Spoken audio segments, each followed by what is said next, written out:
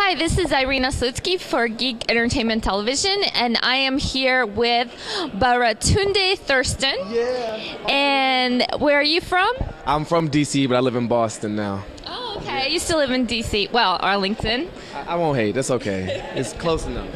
So we were here and we met at the Blogging While Black panel. Right. So I wanted to ask you, have you been pulled over for being black while blogging? Well, when I was driving, yes, but not not online. I haven't ever been pulled over. I've been called out a couple of times by some commenters, and most of the content on my site actually isn't about being black, but it's very clear from the way I talk and how I address things that I am. And there's a big... Oh, wait a minute. I want an example of that. Something that's on your website that makes it clear to me that you are black. A photograph of me on my website with this face. It's pretty clear. And I am here with Lynne Johnson, who was also on the Blogging While Black panel. And can you tell us a little bit about yourself? Hi. As you said, my name is Lynne Johnson. I'm the general manager of new media for Vibe and Spin magazines. Have you experienced racism online? Okay. To be quite honest, I haven't really experienced it. Well, that's good. Yeah, I've been fortunate. I don't know if fortunate, maybe I will have a chance to educate someone, but my picture is clearly up there on my website, so people know I'm African American as soon as they come there. And a lot of times I speak about African American topics and racial issues, and I've never had anyone bait me because of my race. What type of racism have you experienced online? I don't know that I've experienced racism online. I've experienced misunderstanding online, and misunderstanding that I wouldn't even call racism, but misunderstanding about race. And the specific example that I raised in the panel as a comment was actually an offline example that moved into the online world. And that's what was interesting to me, because I do stand-up comedy. I did a show, I did these weird shows in New York, live shows, and I had to bring a certain number of people. We're trying to keep it short. I was desperate. I didn't have enough friends with money who could do it. So I paid strangers who I met in a deli to come to the show. And these were nice white people, and they were artists too, and they wanted to go home, but they came to support me, and they hated what I did. They hated it, and it hurt really badly because they just didn't get it. And they wrote me through the website, and they accused me of thinking all white people were stupid and clogs, and I was anti-Semitic, and it was just, everything I said was the opposite of that.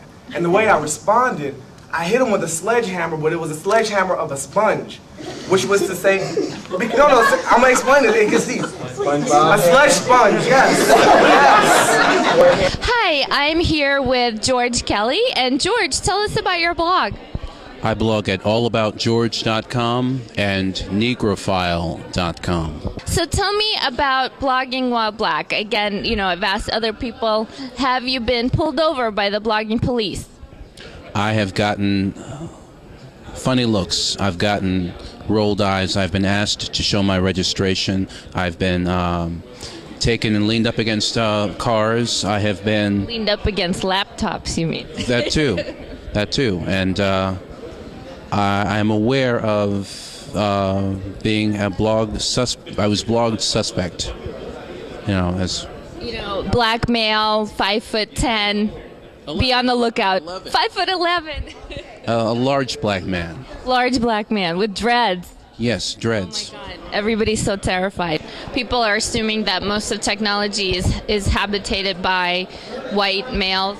I definitely see that. I mean, especially having been someone who wrote about technology in the past, I definitely saw that white males dominate, or at least in people's mindset. That's what dominates. It's white men who program. It's white men who make all these websites that become popular.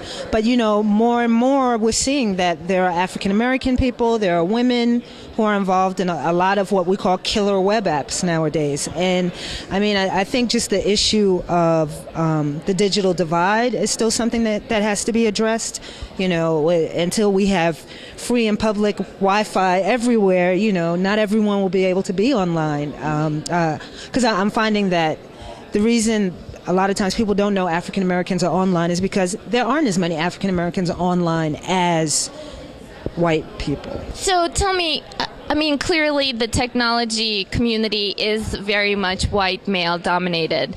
It's not just white male dominated. It's class is an issue, access is an issue, experience is an issue. I mean, Are West Virginian miners blogging? I don't know of any. I don't know of any either, but I will go out and find some. Coffee house dudes and white chicks recognize quality too. And eventually everyone will recognize quality. Excellent. Thank you so much, George. Thank you, Irina. Yes, and have a good rest of South by Southwest. До свидания, товарищи.